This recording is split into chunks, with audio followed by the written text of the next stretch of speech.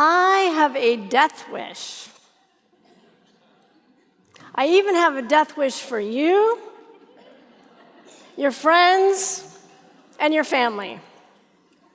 Now, before you think I'm a sadist, before you're tempted to lob a tomato my way, I'll explain with a little backstory, starting with my second grade gym class. This was the longest, most humiliating hour of the week. My PE teacher, Mr. Jensen, was a former drill sergeant, and I always felt like the weakest kid. On my report card, he'd check the boxes corresponding to what must have been important for kids' physical development in the 70s. Oh, except the one on leadership qualities. He left that one blank. And then he added a note. He said, "Andrea has difficulty kicking balls."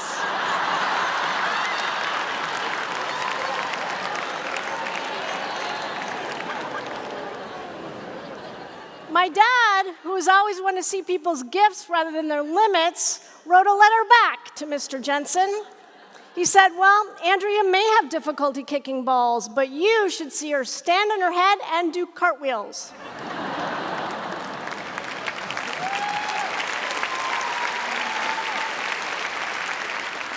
As someone who was always the smallest on the playground, never athletic, and picked last for, you guessed it, kickball, I took solace in my dad's sincere support.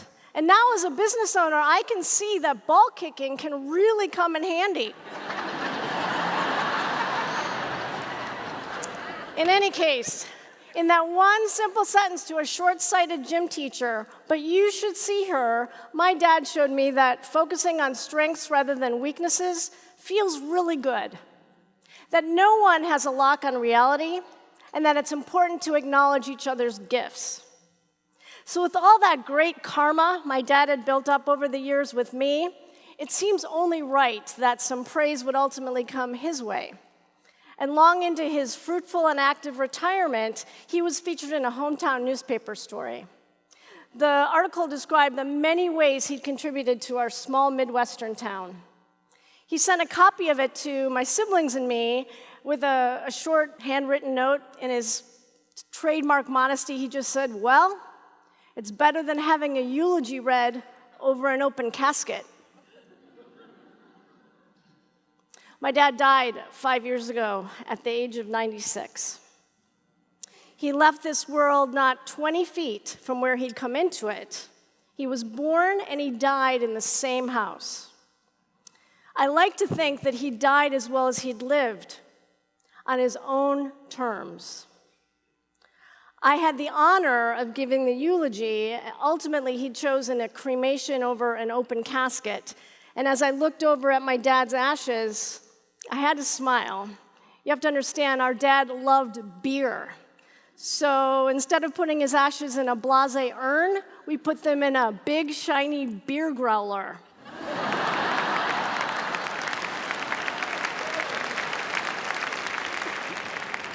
So my remarks over the growler were a sincere tribute to a superb human being. Not unusual as far as eulogies go, except for one thing. He'd already heard it. 7 years earlier, after I received his note about how having nice things said about you while you're alive is a lot better than having them read over an open casket, and thinking about how he so consistently praised others across his life, I wrote my dad a letter. The theme of the letter reflected a common theme I'd seen in his life, the theme of building. Our dad had built so many things. A chamber of commerce, gun emplacements in World War II, an industrial park, a vibrant hobby as a self-taught and later acclaimed woodcarver, confidence in others, a many decades-long marriage, a family, a home. And he had the chance to read it all long before he turned to ash. So that had me asking, why are eulogies only for dead people? Why do we wait so long to recognize each other's gifts?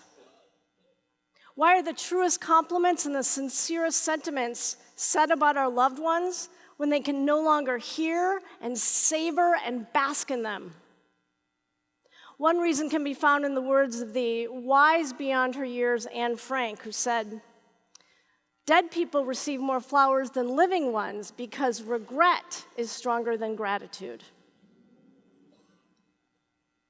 So what if we turn regret on its head and take all that love and conscientiousness we feel after people die and communicate it while they're still living?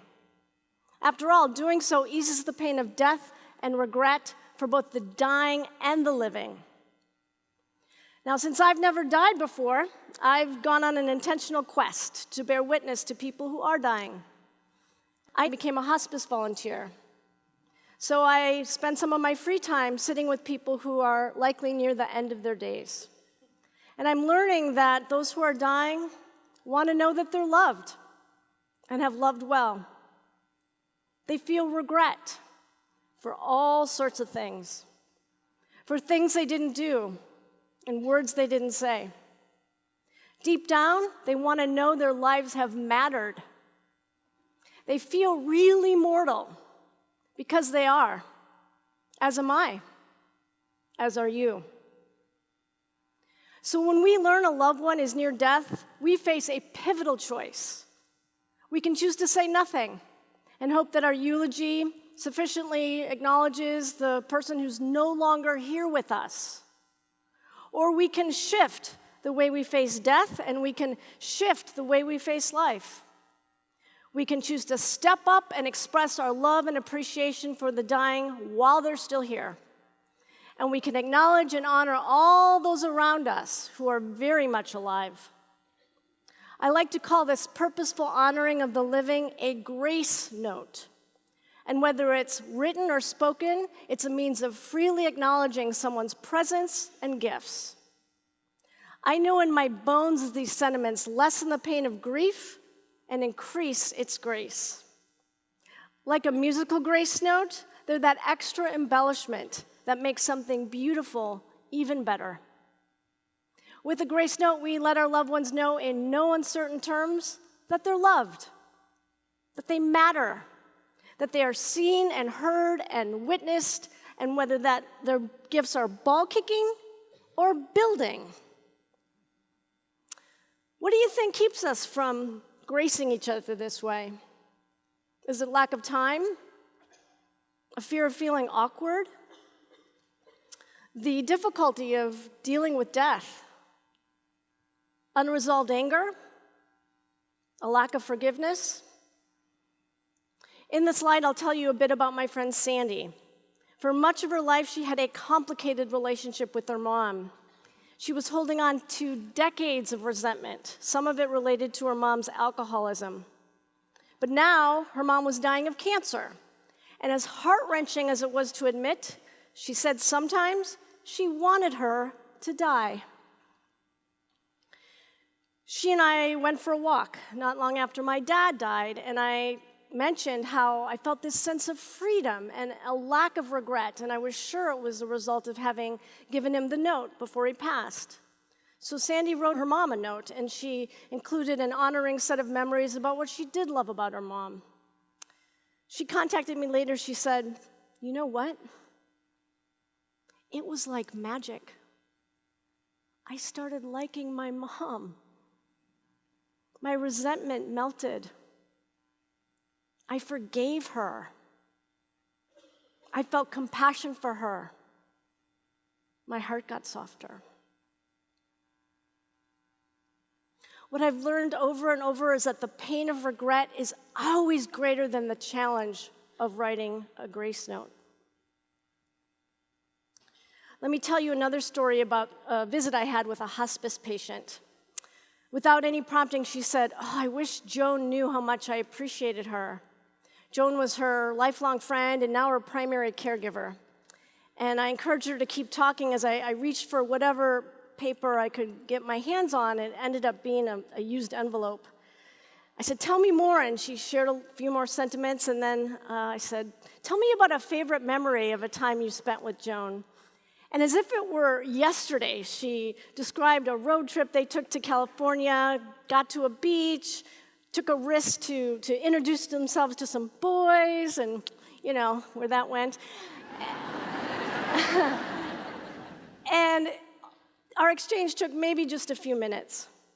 Joan came back into the room. I handed her the note I'd scribbled on the used envelope, and she stood there speechless.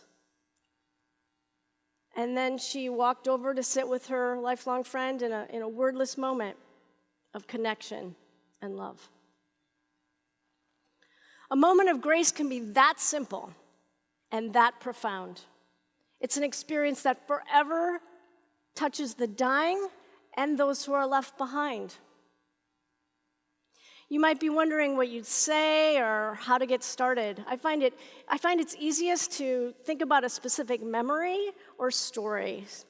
Sharing the impact of one moment can be meaningful. So, for example, I always laugh when I think about, you are the only person I know who, and you will leave a legacy around. The bottom line, you can't do this wrong. And if writing's not your thing, try a video.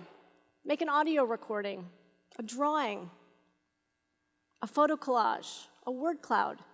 Just pick a comfortable medium and make a space for grace. What I've learned too, as I think about my own experience and in talking to others about their losses, is that as we have these exchanges of grace, we feel less grief because these notes create a sense of connectedness, completeness, and calm. I vividly recall the last night my dad was alive, though by then he was unconscious, and I sat with him with my hand softly on his, and on this unrepeatable night, I didn't have to worry about finding the right words to tell him all that he'd meant to me, and only hope that he could hear what I said. Instead, I could be present to his dying. I could affirm that if this was his time to move on, that was okay. I could love him with presence and with touch, knowing full well that my note to him those many years earlier had been a sincere and thorough rendering of his life well lived. Ever since, I've felt this surprisingly regretless peace, and I know it's because I shared my full heart with him before it was too late. You may be among the fortunate who doesn't know someone who's imminently dying, but I encourage you to just look around.